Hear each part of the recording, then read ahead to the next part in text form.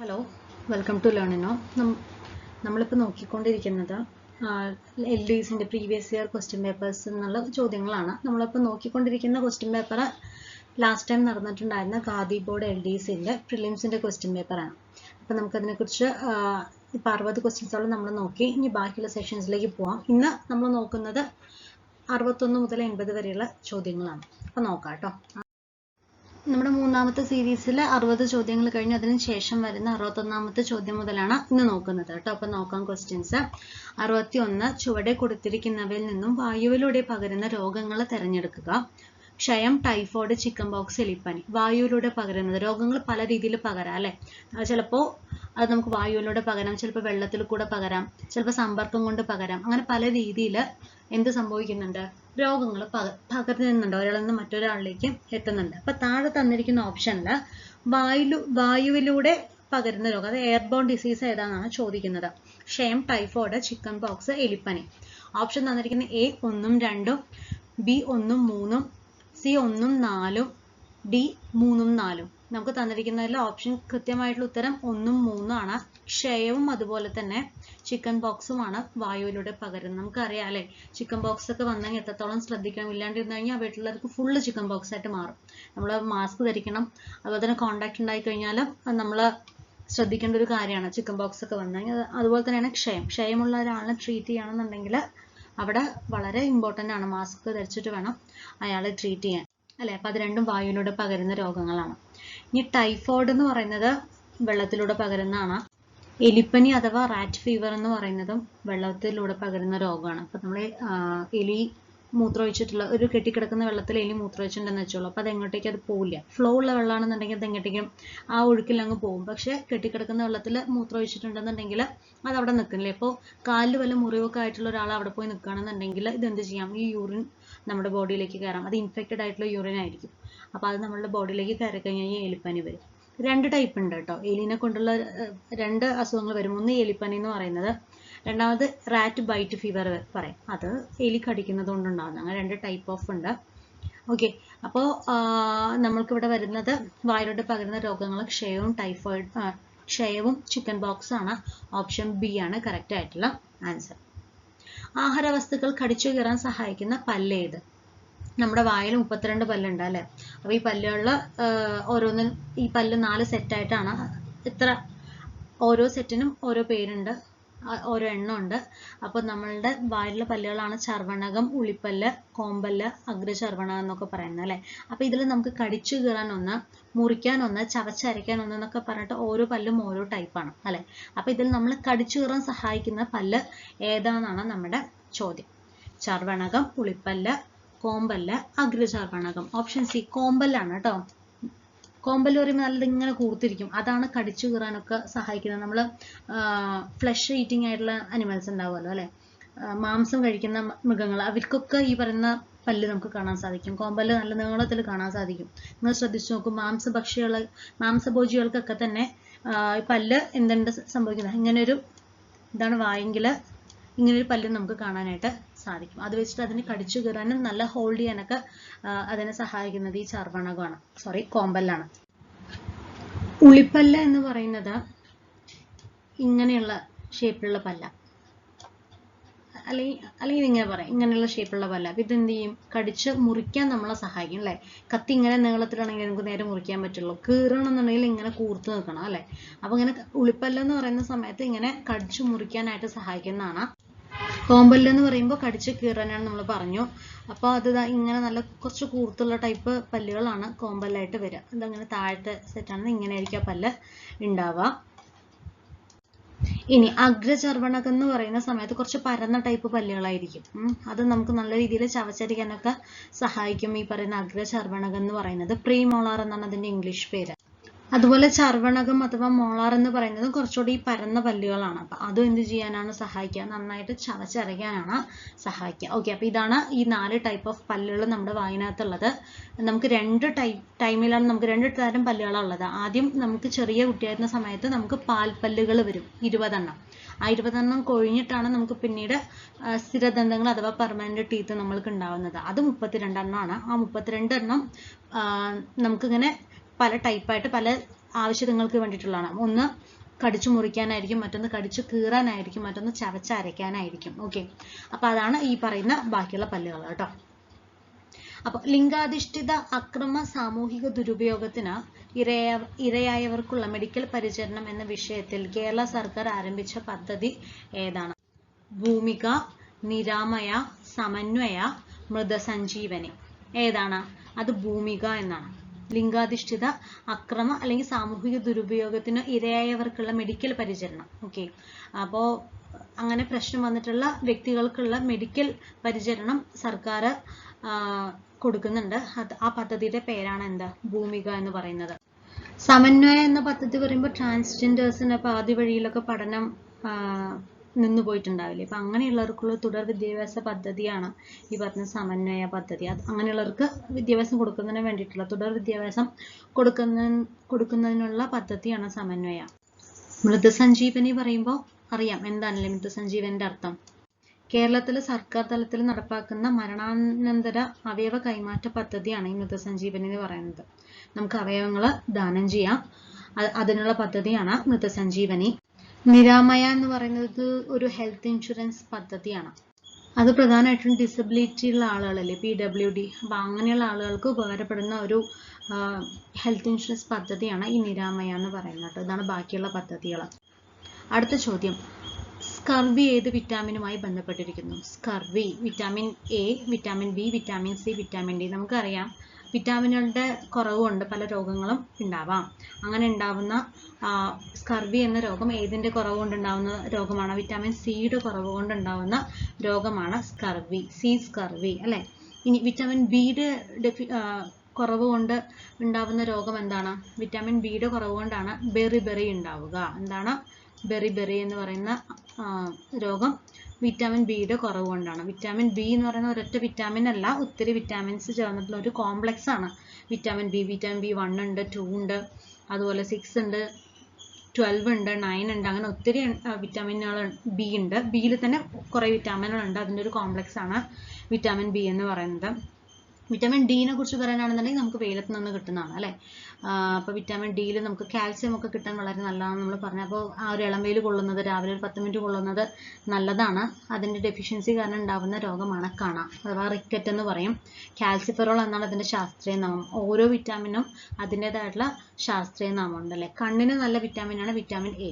അപ്പോൾ ചീര അങ്ങനെയുള്ള ഇലക്കറികളിലൊക്കെ ധാരാളം വിറ്റാമിൻ A അടങ്ങിയിട്ടുണ്ട്. അത് നല്ലോണം കഴിക്കുന്നത് കണ്ണിൻ്റെ ആരോഗ്യത്തിന് നല്ലതാണ്. വിറ്റാമിൻ എന്നെ നമ്മൾ പറയുന്ന അതിൻ്റെ സയൻറ്റിഫിക് നെയിം തന്നെ എന്താ? റെറ്റിനോൾ എന്നാണ്. റെറ്റിന എന്ന് പറയുമ്പോൾ കണ്ണുമായി ബന്ധപ്പെട്ടിട്ടുള്ളതല്ലേ അല്ലേ. അപ്പോൾ റെറ്റിനോൾ എന്നാണ് വിറ്റാമിൻ എനെ പറയാം.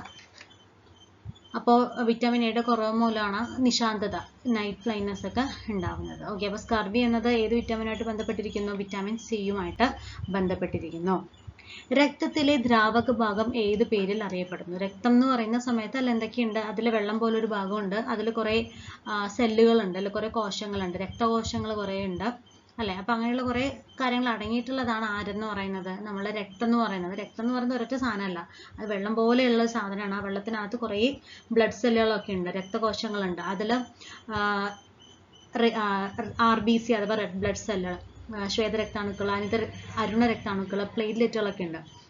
അതിൽ ചുവന്ന രക്താണുക്കളുടെ കളർ കൊണ്ടാണ് ബ്ലഡിന് റെഡ് കളർ തന്നെ വരാൻ കാരണം. അതിന് ഹീമോഗ്ലോബിൻ ആണ് അതിൽ അടങ്ങിയിരിക്കുന്നത്. ഹീമോഗ്ലോബിൻ നല്ലോണം വേണമെന്നുണ്ടെങ്കിൽ അയൺ അടങ്ങിയിട്ടുള്ള അല്ലെങ്കിൽ ഇരുമ്പ് അടങ്ങിയിട്ടുള്ള ഭക്ഷണ പദാർത്ഥം നമ്മൾ കഴിക്കണം എന്നൊക്കെ നമ്മൾ പറയാറുണ്ട് അല്ലേ. അപ്പോൾ രക്തത്തിലെ ദ്രാവക ഭാഗത്തിന് പറയുന്ന പേരെന്താണ്? ഹീമോഗ്ലോബിൻ എന്നല്ല. ഹീമോഗ്ലോബിൻ എന്ന് പറയുന്നത് അതിന് രക്തത്തിന് ചുവപ്പ് നിറം കൊടുക്കുന്ന ഒരു വർണ്ണവസ്തു മാത്രമാണ് ഹീമോഗ്ലോബിൻ എന്ന് പറയുന്നത്. കോശദ്രവ്യം പറഞ്ഞാൽ എന്താ? അത് നമ്മൾ ഒരു കോശം എടുക്കുന്ന സമയത്ത് കോശത്തിൽ ന്യൂക്ലിയസ് ഉണ്ട്, കോശത്തിൽ കുറേ കോശാംഗങ്ങളുണ്ട്, അവരൊക്കെ സ്ഥിതി ചെയ്യുന്ന സ്ഥലമാണ് ഈ പറയുന്ന കോശദ്രവ്യം. കോശത്തിനകത്തുള്ള ഒരു ദ്രവ്യമാണ് ഈ പറയുന്ന കോശദ്രവ്യം എന്ന് പറയുന്നത് അല്ലേ.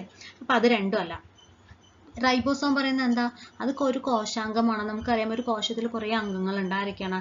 റൈബോസോം ഉണ്ട്, മൈറ്റോകോൺട്രിയ ഉണ്ട്, ന്യൂക്ലിയസ് ഉണ്ട് അല്ലെ, അങ്ങനെ കുറേ പേരുണ്ട്. അപ്പോൾ റൈബോസോം എന്ന് പറയുന്നത് അതിൽ പെടുന്നതാണ്. പ്ലാസ്മയാണ് എന്ത്? രക്തത്തിലെ ദ്രാവക ഭാഗം എന്ന് പറയുന്നത്. അപ്പോൾ ഓപ്ഷൻ ഡി ആണ് കറക്റ്റ് ആയിട്ടുള്ള ആൻസർ. അപ്പോൾ നമുക്ക് ഓപ്ഷനിൽ നിന്ന് തന്നെ നമുക്ക് ഇങ്ങനെ കുറേ എണ്ണം അവോയ്ഡ് ചെയ്തപ്പോൾ നമുക്ക് കൃത്യമായിട്ടുള്ള ഉത്തരം കിട്ടിയല്ലേ. രക്തത്തിൽ ശരിക്കും പ്ലാസ്മ എന്നുള്ളൊരു ഭാഗമുണ്ട്, പിന്നെ അവിടെ കുറച്ച് ജലമൊക്കെ ശരിക്കും ഒരു കുറച്ച് പെർസെൻറ്റേജ് ഓഫ് ജലം ഉണ്ട്, അതിൻ്റെ കൂടെ രക്തകോശങ്ങളൊക്കെ ഉണ്ട്. ഇതൊക്കെ ചേർന്നിട്ടുള്ളതാണ് നമ്മുടെ ആരെന്ന് പറയുന്നത് ഈ പ്ലാസ്മ രക്തം എന്ന് പറയുന്നത്. അപ്പോൾ പ്ലാസ്മയാണ് അതിൽ ദ്രാവക ഭാഗത്തിന് പറയുന്ന പേരാണ് എന്ത്? പ്ലാസ്മ.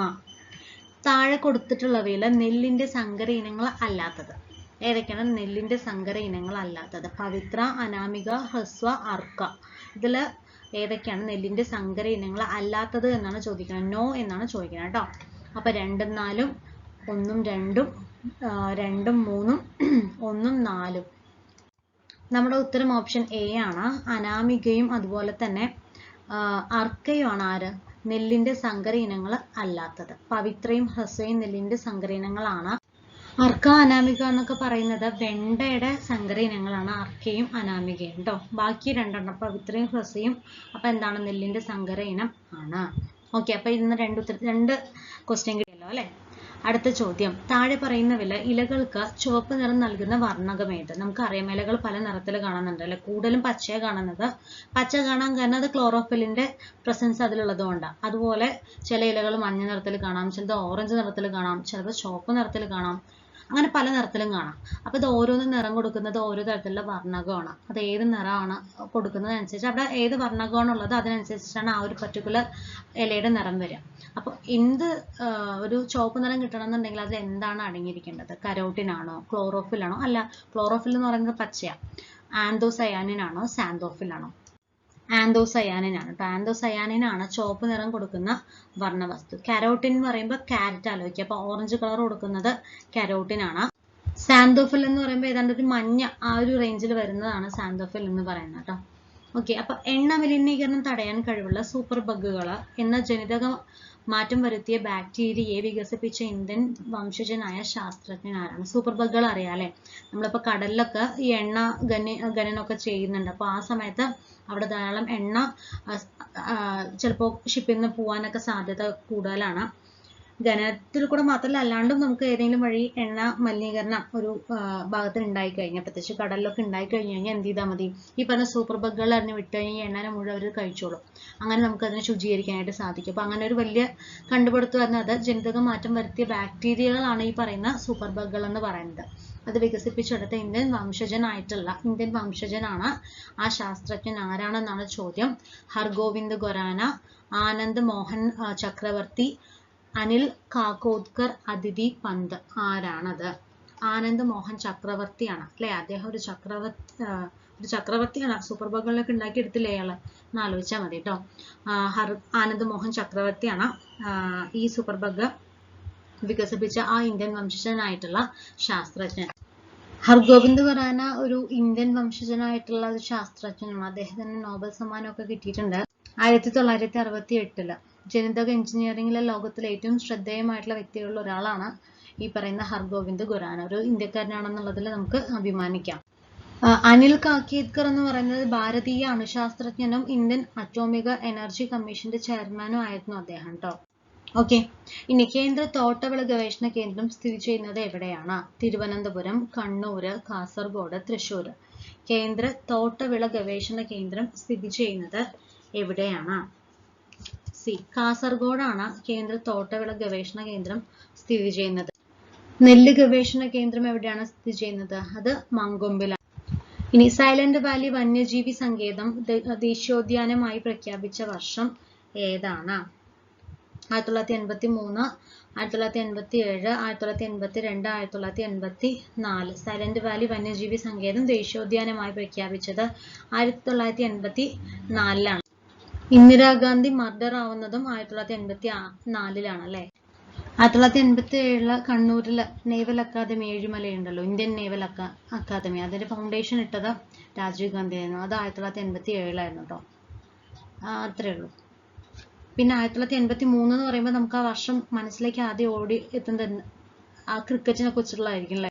ഇംഗ്ലണ്ട് വെച്ച് നടന്ന മത്സരത്തിൽ ഇന്ത്യ വിജയിയാവുന്നു. കപിൽ ദേവ് ആ കപ്പ് വാങ്ങിക്കുന്നതിന്റെ ഒക്കെ ചിത്രങ്ങൾ നിങ്ങൾ കണ്ടിട്ടുണ്ടാവും അല്ലെ. അത് 1983 ആ സിനിമയും നിങ്ങൾ കണ്ടിട്ടുണ്ടാവും ഞാൻ വിചാരിക്കുന്നു. നിവിൻ പോളിയുടെ 1983 എന്ന് പറഞ്ഞൊരു ഫിലിം.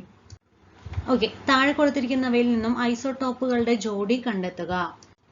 ഐസോടോപ്പുകൾ എന്ന് പറയുന്ന സമയത്ത് അവിടെ ന്യൂട്രോണുകൾ വ്യത്യസ്തമായിരിക്കും, പക്ഷെ പ്രോട്ടോണുകളും ഇലക്ട്രോണുകളുടെയും എണ്ണം എന്തായിരിക്കും? സെയിം ആയിരിക്കും അല്ലേ? അപ്പം അങ്ങനെയുള്ളതാണ് ആരെന്ന് പറയുന്നത്? ഐസോ ടോപ്പ് എന്ന് പറയുന്നത്. അത് തിരിച്ചാണെന്നുണ്ടെങ്കിൽ അത് ഐസോ ബാർ ആണ് അല്ലേ? അപ്പോൾ ഓപ്ഷൻ സി ആണ് ഇവിടെ കറക്റ്റ് ആയിട്ടുള്ള ആൻസർ. അപദ്രവ്യങ്ങൾക്ക് അയിരിനേക്കാൾ സാന്ദ്രത കുറവാണെങ്കിൽ ഉപയോഗപ്പെടുത്തുന്ന സാന്ദ്രണ മാർഗം ഏതാണ്? നമുക്ക് വരുന്ന മെറ്റീരിയൽസ് ഏത് രീതിയിലാണ് അതിനനുസരിച്ചിട്ട് വേണം നമ്മൾ അതിന്റെ സാന്ദ്രണം നടത്തേണ്ടത് അല്ലേ? അതായത് നമുക്ക് വേണ്ട മെറ്റീരിയൽ ഒന്ന്, അതിന്റെ കൂടെ എന്തുണ്ടാവും? വേസ്റ്റ് മെറ്റീരിയൽ ഉണ്ടാവും. വേസ്റ്റ് മെറ്റീരിയൽ പെട്ടെന്ന് ഉരുകുന്നതാണെന്നുണ്ടെങ്കിൽ അതിനെ വേഗം ഉരുക്കിയെടുക്കുന്ന രീതിയിലുള്ള സാന്ദ്രണ മാർഗം നമ്മൾ ഉപയോഗിക്കണം.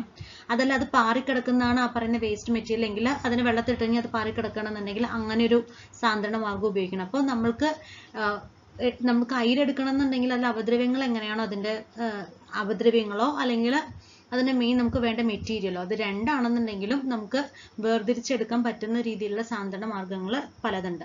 അപ്പൊ ഇതില് സാന്ദ്രത കുറവാണ്, അപദ്രവ്യങ്ങൾക്ക് അയിരിനേക്കാൾ സാന്ദ്രത കുറവാണെന്നുണ്ടെങ്കിൽ അവിടെ ഏതാ ഉപയോഗിക്കേണ്ടത്? കാന്തിക വിഭജനം, ലീച്ചിങ്, പ്ലവന പ്രക്രിയ, ജലപ്രവാഹത്തിൽ കഴുകിയെടുക്കൽ. എന്താണ് ചെയ്യേണ്ടത്? അയിരിനേക്കാൾ സാന്ദ്രത കുറവാണെന്നുണ്ടെങ്കിൽ വെള്ളത്തിൽ കൂടെ അങ്ങോട്ട് ഇട്ട് കഴിഞ്ഞാൽ അതെന്ത് സംഭവിക്കും? അത് പാറി വരുമല്ലോ. അപ്പൊ നമുക്ക് വേണ്ടത് മാത്രമായിട്ട് കിട്ടും. ഇനി ലീച്ചിങ് ആണ് നമ്മൾ എടുക്കുന്നുണ്ടെങ്കിൽ അത് എങ്ങനെയായിരിക്കണം? ലോഹത്തിന്റെയും മാലിന്യത്തിന്റെയും ലയന സ്വഭാവത്തിലുള്ള വ്യത്യാസം ഉപയോഗപ്പെടുത്തിയിട്ടാണ് നമ്മൾ ലീച്ചിങ് എടുക്കുക. അത് എങ്ങനെയാണോ അത് ലയിക്കുന്നത്? ചിലത് പെട്ടെന്ന് ലയിക്കും, ചിലപ്പോൾ രണ്ടും ഒപ്പം ലയിക്കുന്നതായിരിക്കും, ചിലപ്പോൾ ഒന്ന് വളരെ പതുക്കെ ലയിക്കുന്നുണ്ടാവുള്ളൂ. അതൊക്കെ ഡിപ്പെൻഡ് ചെയ്തിട്ട് നമ്മൾക്ക് എടുക്കുന്ന സാന്ദ്രണ മാർഗം വ്യത്യാസമായിരിക്കും. അപ്പൊ അതിൽ ലയിക്കുന്ന ആ സ്വഭാവത്തിനെ വെച്ച് നോക്കിയിട്ടാണ് നമ്മൾ ലീച്ചിങ് എന്ന പ്രക്രിയ എടുക്കുന്നത്. ഇനി മാലിന്യത്തെക്കാൾ സാന്ദ്രത കുറഞ്ഞ അയിരാണ് ഉള്ളതെങ്കിൽ, മാലിന്യത്തെക്കാൾ അയിരിനാണ് സാന്ദ്രത കുറവെങ്കിൽ, ഇവിടെ തിരിച്ചല്ല, അപദ്രവ്യങ്ങൾക്കാണ് അയിരിനേക്കാൾ സാന്ദ്രത കുറവ്, അതാണെങ്കിൽ ജലപ്രവാഹത്തിൽ കഴുകിയെടുക്കാം. അതല്ല തിരിച്ചാണ് വരുന്നുണ്ടെങ്കിൽ, മാലിന്യത്തെക്കാൾ സാന്ദ്രത കുറഞ്ഞ അയിരാണെങ്കിൽ അവിടെ നമ്മൾ ഉപയോഗിക്കേണ്ട പ്രക്രിയയാണ് എന്തെന്ന് പറയുന്നത്? പ്ലവന പ്രക്രിയ എന്ന് പറയേണ്ടത്.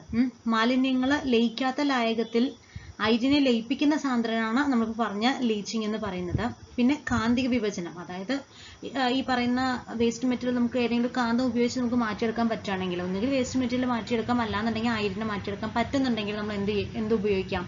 കാന്തിക വിഭജനം എന്നുള്ള പ്രക്രിയ നമുക്ക് ഉപയോഗിക്കാവുന്നതാണ്. സൾഫൈഡ് അയിരുകളുടെ സാന്ദ്രണത്തിന് നമ്മൾ ഉപയോഗിക്കുന്ന പ്രക്രിയയാണ് എന്തെന്ന് പറയുന്നത്? പ്ലവന പ്രക്രിയ അഥവാ ഫ്ലോട്ടേഷൻ എന്ന് പറയുന്നത്. ഓക്കെ, അപ്പോൾ റെയർ എർത്ത്സ് എന്നറിയപ്പെടുന്ന മൂലകങ്ങൾ ഏതാണ്? ആക്ടിനോയിഡുകൾ, ലാന്തനോയിഡുകൾ, അന്തസംക്രമണ മൂലകങ്ങൾ, പ്രാതിനിധ്യ മൂലകങ്ങൾ. ഇതിനാണ് റെയർ എർത്തുകൾ എന്ന് നമ്മൾ അറിയപ്പെടുന്നത്? ഇത് ലാന്തനോയിഡുകളാണ് അല്ലെ? ലാന്തനോയിഡ്, ആക്ടിനോയിഡ് നമുക്ക് അറിയാലോ. ഇത് പീരിയോഡിക് ടേബിൾ നോക്കണം അല്ലെ? ലാന്തനോയിഡ്, ആക്ടിനോയിഡും ഈ പീരിയോഡിക് ടേബിൾ നമ്മൾ വരച്ചു കഴിഞ്ഞാൽ താഴെ രണ്ടെണ്ണം ഉണ്ടല്ലോ, അതിൽ വരുന്നതാണ് ലാന്തനോയിഡും ആക്ടിനോയിഡും. അന്തസംക്രമണ മൂലകങ്ങൾ എന്ന് പറയുന്ന സമയത്ത് 3 മുതൽ 12 വരെയുള്ള ആ ഒരു ഈ ഇടയിൽ കിടക്കുന്ന ആൾക്കാരാണ് ആരെന്ന് പറയുന്നത്? അന്തസംക്രമണ മൂലകങ്ങൾ എന്ന് പറയുന്നത്. ഏറ്റവും മുകളിൽ ഇവിടെ ലാന്തനോയിഡ്സ്, അത് കഴിഞ്ഞാൽ താഴെ ആക്ടിനോയിഡുകൾ വരും. ഇത് അന്തസംക്രമണ മൂലകങ്ങൾ. പ്രാതിനിധ്യ മൂലകങ്ങൾ എന്ന് പറയുന്നത് എന്താണ്? നമുക്കറിയാലോ, ഇപ്പൊ നമ്മൾ പീരിയോഡിക് ടേബിൾ വരയ്ക്കുന്ന സമയത്ത് ഒന്നാമത്തെ ഗ്രൂപ്പ് ഉണ്ട്, രണ്ടാമത്തെ ഗ്രൂപ്പ് ഉണ്ട് അല്ലെ? അതില് ഒന്നാമത്തെ ഗ്രൂപ്പാണ് ആൽക്കലി മെറ്റല്, രണ്ടാമത്തെ ആൽക്കലൈൻ എർത്ത് മെറ്റല്. അത് കഴിഞ്ഞ് ഏറ്റവും അവസാനം 18ാമത്തെ ഗ്രൂപ്പിൽ വരുന്ന ആളുകളാണ് നോബിൾ ഗ്യാസ് എന്ന് പറയും അല്ലെ? അതിന് തൊട്ട് മുന്നത്തെ 17ാമത്തെ ഗ്രൂപ്പാണ് എന്തെന്ന് വരിക? ഹാലജൻ ഗ്രൂപ്പ് എന്ന് നമ്മൾ പറയാം. അതിന് തൊട്ട് മുമ്പ് ഓക്സിജൻ ഗ്രൂപ്പ്, അത് കഴിഞ്ഞാൽ nitrogen group, carbon group, boron group പറഞ്ഞ അങ്ങനെ 13 മുതൽ 18 വരെ ഇവിടെ ഇങ്ങനെ നിൽക്കുന്നുണ്ടാവും അല്ലെ? അപ്പൊ അതൊക്കെ നമുക്ക് അറിയണം, ഓരോ ഗ്രൂപ്പുകളുടെ പേരൊക്കെ അറിഞ്ഞിരിക്കണം. അപ്പൊ ഇതൊക്കെയാണ് അന്തസംക്രമണ മൂലകങ്ങൾ. പ്രാതിനിധ്യ മൂലകങ്ങൾ നമ്മളിപ്പോൾ പറഞ്ഞ ഒന്നാമത്തെയും രണ്ടാമത്തെയും ഗ്രൂപ്പും അതുപോലെ 13 മുതൽ 18 വരെയുള്ള ഗ്രൂപ്പും 1, 2, 13, 14, 15, 16, 17, 18 അത്രയും ഗ്രൂപ്പിലുള്ള മൂലകങ്ങളാണ് എന്തിൽ പെടുന്നത്? പ്രാതിനിധ്യ മൂലകങ്ങൾ പെടുന്നത്. ഓക്കെ, അപ്പോൾ റെയർ എർത്ത് എന്നറിയപ്പെടുന്നത് മൂലകങ്ങൾ ലാന്തനോയിഡുകളാണ് കേട്ടോ. ഇനി ഘനജലത്തിന്റെ അഥവാ ഹാർഡ് വാട്ടറിന്റെ രാസസൂത്രം എന്താണെന്നാണ് ചോദിക്കുന്നത്. വാട്ടർ പറയുമ്പോൾ H2O ആണ്, വെള്ളം H2O ആണ്, ജലം എന്ന് പറയുന്നത്. ഇത് CO2 എന്ന് പറയുമ്പോൾ കാർബൺ ഡൈ ഓക്സൈഡ് ആണ്, N2O എന്ന് പറയുന്നത് നൈട്രസ് ഓക്സൈഡ് ആണ്. അപ്പോൾ D2O ആണ് എന്തെന്ന് പറയുന്നത്? ഘനജലത്തിന്റെ രാസസൂത്രം എന്ന് പറയുന്നത്. ഓപ്ഷൻ സി ആണ് കറക്റ്റ് ആൻസർ. ക്ലോറോം ഫെനിക്കോൾ എന്ന ഔഷധം താഴെ കൊടുത്തിരിക്കുന്നവയിൽ ഏത് വിഭാഗത്തിൽ പെടുന്നു? നമ്മൾ ഉപയോഗിക്കുന്ന മെഡിസിൻ ഒക്കെ ഓരോ വിഭാഗത്തിൽ പെടുന്നു അല്ലെ? നമ്മളിപ്പോൾ ഒരു പാരസെറ്റമോൾ കഴിക്കുന്നു, ശരീരത്തിൽ ചൂട് കൂടുന്ന സമയത്ത് അത് കുറയാൻ വേണ്ടിയിട്ട് പാരസെറ്റമോൾ കഴിക്കുന്നു. അത് ഏതിൽ വരുന്നതാ? ആന്റിപൈററ്റിക്കിൽ വരുന്നതാ. ഓക്കെ. അതേപോലെ നമ്മുടെ ബോഡിയിൽ ഇൻഫെക്ഷൻ വന്നു കഴിഞ്ഞാൽ അതിന് നമ്മൾ ആന്റിബയോട്ടിക്സ് കഴിക്കുന്നു അല്ലേ. നമുക്കൊരു വയറ് വേദന വന്നു കഴിഞ്ഞാൽ വേദന മാറ്റാനുള്ള വേറെ വേദന സംഹാരികൾ കഴിക്കുന്നു. അപ്പം നമ്മുടെ മെഡിസിൻസ് തന്നെ പല തരത്തിൽ ഉണ്ട്. അങ്ങനെയുള്ള ഏത് വിഭാഗത്തിലാണ് ക്ലോറാംഫെനിക്കോൾ ഉള്ളതെന്നാണ് ചോദിക്കുന്നത്. Analgesic, antibiotic, antiseptic, disinfectant. Disinfectant എന്ന് പറഞ്ഞാൽ ഇൻഫെക്ഷൻ ഇല്ലാണ്ടാക്കാൻ വേണ്ടിയിട്ട് അല്ലേ. അനാൾജസിക് എന്ന് പറയുന്ന സമയത്ത് പെയിൻ കില്ലർ ആയിട്ട് നമ്മൾ ഉപയോഗിക്കുന്നതാണ് അനാൾജസിക് എന്ന് പറയുന്നത്. ആന്റി സെപ്റ്റിക് എന്ന് പറയുന്നത് നമ്മൾക്ക് ഇൻഫെക്ഷൻ കൂടാതിരിക്കാൻ വേണ്ടിയിട്ട് നമ്മൾ ഉപയോഗിക്കുന്നതാണ്. അത് സെപ്റ്റിക് ആവാതെ ശ്രദ്ധിക്കണം എന്ന് നമ്മൾ പറയില്ലേ അല്ലേ. അങ്ങനെ സെപ്റ്റിക് ആവാതെ നോക്കാനാണ് ആന്റിസെപ്റ്റിക്സ് നമ്മൾ യൂസ് ചെയ്യുന്നത്. അപ്പോൾ ക്ലോറാംഫെനിക്കോൾ എന്ന് പറയുന്നത് എന്തായിട്ടാണ് നമ്മൾ ഉപയോഗിക്കുന്നതാണ് ചോദിക്കുന്നത്. അത് ആന്റിബയോട്ടിക് ആയിട്ട് ഉപയോഗിക്കുന്ന ഒരു ഡ്രഗാണ് ക്ലോറാംഫെനിക്കോൾ എന്ന് പറയുന്നത്. തന്മാത്രകളുടെ സ്ഥാനമാറ്റം മുഖേന താപപ്രേഷണം ചെയ്യുന്ന രീതി നമുക്കറിയാമല്ലേ. പല രീതിയിൽ താപം പ്രേഷണം ചെയ്യാനുള്ള സാധ്യതയുണ്ട്. സംവഹനം, വികിരണം, ചാലനം എന്നുള്ള രീതിയിൽ കൂടെയാണ് നമ്മൾക്കത് സാധിക്കുക. അപ്പോൾ തന്മാത്രകളുടെ സ്ഥാനമാറ്റം, തന്മാത്രകൾ ഒരു സ്ഥാനത്ത് നിന്ന് മറ്റൊരു സ്ഥാനത്തിലേക്ക് പോയിട്ടാണ് ആ താപം പ്രേഷണം ചെയ്യുന്നുണ്ടെങ്കിൽ ആ രീതിയെ പറയുന്ന പേര് എന്താണ്? അതിനെ പറയുന്ന പേരാണ് എന്താ? സംവഹനം എന്ന് പറയുന്നത്. ഓക്കെ. വികിരണം എന്ന് പറയുന്നത് സണ്ണിൽ കൂടെ നമ്മൾക്ക് എത്തുന്ന റേഡിയേഷൻ എന്ന് പറയുന്നത് അല്ലെ. അങ്ങനെ താപം പ്രേഷണം ചെയ്യുന്നതാണ് വികിരണം എന്ന് പറയുന്നത്. ഓക്കെ. താഴെ തന്നിരിക്കുന്നവയിൽ പാരമ്പര്യ ഊർജ സ്രോതസ്സുകൾ ഏതാണ്? കാറ്റ്, തിരമാല, മണ്ണെണ്ണ, സൗരോർജം. മണ്ണെണ്ണ ഒരിക്കൽ ഉപയോഗിച്ചു കഴിഞ്ഞാൽ അത് നമ്മൾക്ക് ഉപയോഗിച്ചുകൊണ്ടേ ഇരുന്ന് കഴിഞ്ഞാൽ പിന്നെ നമുക്ക് നഷ്ടപ്പെടും അല്ലെ. അങ്ങനെയുള്ളതിനെയാണ് പാരമ്പര്യ ഊർജ സ്രോതസ്സുകൾ എന്ന് പറയാം. ഇനി എത്ര വേണമെങ്കിലും നമുക്ക് ഉപയോഗിക്കാം. കുറേ കാലം അത് നമ്മൾക്ക് ഭൂമിയിൽ അവൈലബിൾ ആണ് എന്നുണ്ടെങ്കിൽ അതിന് പറയുന്ന പേരാണ് എന്ത്? പാരമ്പര്യേതര ഊർജ സ്രോതസ് എന്ന് പറയുന്നത്. അപ്പൊ രണ്ട് തരത്തിലുണ്ട്. പാരമ്പര്യ ഊർജ സ്രോതസ്സും പാരമ്പര്യേതര ഊർജ സ്രോതസ്സും. പാരമ്പര്യ ഊർജ സ്രോതസ്സിലാണ് പെട്രോള്, മണ്ണെണ്ണ അങ്ങനെയുള്ള ഫോസിൽ ഇന്ധനങ്ങളൊക്കെ വരുന്നത്. പാരമ്പര്യ ഊർജ സ്രോതസ്സിലാണ്. പാരമ്പര്യേതരത്തിൽ എപ്പോഴും നമുക്ക് ഉപയോഗിക്കാൻ പറ്റുന്നത് തിരമാല എന്ന് നമുക്ക് എപ്പോഴും ഉണ്ടാക്കാം, സൂര്യനിൽ നിന്ന് ഉണ്ടാക്കാം, കാറ്റിൽ നിന്നുണ്ടാക്കും. അതൊക്കെ നമുക്ക് എപ്പോഴും അവൈലബിൾ ആയിട്ടുള്ള തന്നെയാണ് എന്ത് പറയാ? പാരമ്പര്യേതര ഊർജ സ്രോതസ് എന്ന് പറയുന്നത്. ഇതിനെ തന്നെ പുനരുജ്ജീവിക്കാൻ സാധിക്കുന്നവയും പുനരുജ്ജീവിക്കാൻ സാധിക്കാത്തവയെന്ന് പറഞ്ഞിട്ടൊക്കെ നമ്മൾ പിന്നെയും മറ്റു പേരുകളും പറയാറുണ്ട് കേട്ടോ. പക്ഷെ അത് പെട്ടെന്ന് എല്ലാവർക്കും കിട്ടും. പാരമ്പര്യവും പാരമ്പര്യേതരവും എല്ലാവർക്കും കൺഫ്യൂഷൻ വരും. അപ്പൊ അതുകൊണ്ട് PSC എപ്പോഴും ഈ ഒരു വേർഡാണ് കൂടുതലും ചോദിച്ചു കണ്ടിട്ടുള്ളത്. അപ്പൊ പാരമ്പര്യ ഊർജ സ്രോതസ് എന്ന് പറയുന്നത് ഏതാണ്? അത് മണ്ണെണ്ണയാണ്. ഇന്ത്യയുടെ ചൊവ്വ ദൗത്യം എന്ത് പേരിൽ അറിയപ്പെടുന്നു? ആദിത്യ, ചന്ദ്രയാൻ, ചൊവ്വ, മംഗളയാൻ. ആദിത്യ എന്ന് പറയുമ്പോൾ ആരാണ്? അത് സൂര്യനാണ്. സൂര്യനെയാണ് നമ്മൾ ആദിത്യൻ പറയാം അല്ലെ. അപ്പൊ ആദിത്യ ഭഗവാൻ. അപ്പൊ ആദിത്യൻ പറയുമ്പോൾ സൂര്യനിലേക്കുള്ള ഇന്ത്യയുടെ ദൗത്യമാണ് ആദിത്യൻ. ചന്ദ്രയാൻ പറയുമ്പോൾ പേരിൽ തന്നെ ഉണ്ട്. അത് ചന്ദ്രനിലേക്കുള്ള നമ്മുടെ ഇന്ത്യയുടെ ദൗത്യമാണ് ചന്ദ്രയാൻ എന്ന് പറയുന്നത്. ചൊവ്വ പറയുന്നത് ഒരു ഗ്രഹമാണ്. അതിലേക്ക് നമ്മൾ അയച്ചത് മംഗളയാനെയാണ് അല്ലെ. മംഗളയാൻ എന്ന് പറയുന്നത് ചൊവ്വ ദൗത്യമാണ്. ഇന്ത്യയുടെ ചൊവ്വ ദൗത്യത്തിന് ഇപ്പൊ എന്താ പേര്? അത് മംഗളയാനാണ്. ഓപ്ഷൻ ഡി ആണ്. പ്രകാശം ഒരു മാധ്യമത്തിൽ നിന്നും വ്യത്യസ്തമായ മറ്റൊരു മാധ്യമത്തിലേക്ക് കടക്കുമ്പോൾ അതിന്റെ പാതയ്ക്ക് വ്യതിയാനം സംഭവിക്കുന്നു. ഈ പ്രതിഭാസത്തിന് പറയുന്ന പേരെന്ത്? നമുക്ക് ലൈറ്റിന്റെ പല പല പ്രതിഭാസങ്ങളുണ്ട് അല്ലെ. അപവർത്തനമുണ്ട്, പ്രതിപതനമുണ്ട്, പ്രകീർണനമുണ്ട്. പിന്നെ വർണ്ണം എന്ന് പറയുന്നത് നിറത്തിനെയാണ് പറയുന്നത്. അപ്പോൾ ഇതിൽ ഏത് പ്രതിഭാസമാണ് ഇങ്ങനെ പ്രകാശം ഒരു മാധ്യമത്തിൽ നിന്നും വ്യത്യസ്തമായ മറ്റൊരു മാധ്യമത്തിലേക്ക് കടക്കുമ്പോൾ അവിടെ പാതയ്ക്ക് വ്യതിയാനം സംഭവിക്കുന്നതുകൊണ്ടുണ്ടാകുന്ന ആ പ്രതിഭാസത്തിന് പറയുന്ന പേരെന്താണ്? അത് അപവർത്തനം എന്നാണ് നമ്മൾ പറയാം. പ്രകീർണനം എന്ന് പറയുന്നത് നമ്മൾ മഴവില്ല് ഉണ്ടാവുന്നത് ഏത് പ്രതിഭാസം മൂലമാണ്? അതിന് നമ്മൾ പറയുന്ന പേരാണ് പ്രകീർണനം എന്ന് പറയുന്നത്. അതുപോലെ പ്രതിഫലനം എന്ന് പറയുന്നുണ്ട് അല്ലെ. ലൈറ്റ് ഇങ്ങനെ തട്ടിയിട്ട് തിരിച്ചു പോകുന്നതിനെയാണ് എന്തെന്ന് പറയാം? പ്രതിഫലനം എന്ന് പറയുന്നത്. അപ്പൊ ഓപ്ഷൻ എ ആണ് ഇവിടെ കറക്റ്റ് ആയിട്ടുള്ള ആൻസർ. ഓക്കെ. പ്രതിപതനം എന്ന് പറയുന്നത് ഈ നമ്മള് ഇങ്ങനെ നമുക്ക് ലൈറ്റ് വരുന്നത് അതിനെന്ത് പറയും? ലൈറ്റ് വരുന്ന സമയത്ത് ഉണ്ടാക്കുന്നത് പതനരശ്മി, മറ്റേത് പ്രതിപതന രശ്മി എന്ന് നമ്മൾ പറയാറുണ്ട്. അപ്പൊ ഇതിന് ഇവിടെ ഉണ്ടാക്കുന്ന കോണാണ് പതന കോണ. അതല്ലാണ്ട് തിരിച്ചു പോകുന്ന സമയത്ത് ഉണ്ടാക്കുന്ന ലംബത്തിൽ ഉണ്ടാക്കുന്ന കോണാണ് പ്രതിപതന കോണം എന്നൊക്കെ പറഞ്ഞ് നമ്മൾ ഡീറ്റെയിൽ ആയിട്ട് നോക്കിയിട്ടുണ്ടാവും അല്ലെ. അപ്പൊ ഇവിടെ എന്താണ്? അപവർത്തനമാണ്. പ്രകാശം ഒരു മാധ്യമത്തിൽ നിന്നും വ്യത്യസ്തമായ മറ്റൊരു മാധ്യമത്തിലേക്ക് കടക്കുമ്പോൾ അതിന്റെ പാതയ്ക്ക് വ്യതിയാനം സംഭവിക്കുന്ന എന്താണ്? അപവർത്തനമാണ്. നമ്മളിപ്പോൾ ഒരു ഗ്ലാസ്സിൽ അങ്ങനെ ഒരു സ്കെയിൽ ഇങ്ങനെ ഗ്ലാസ്സിൽ വെള്ളം നിറച്ചാൽ സ്കെയിൽ ഇട്ട് കഴിഞ്ഞാൽ നമുക്ക് നോക്കുമ്പോൾ സ്കെയിൽ ഇത്തിരി വളഞ്ഞ പോലെ തോന്നും. അതാണ് എന്ത്? അപവർത്തനം എന്ന് പറയുന്ന ആ ഒരു പ്രതിഭാസം കേട്ടോ. ശരി.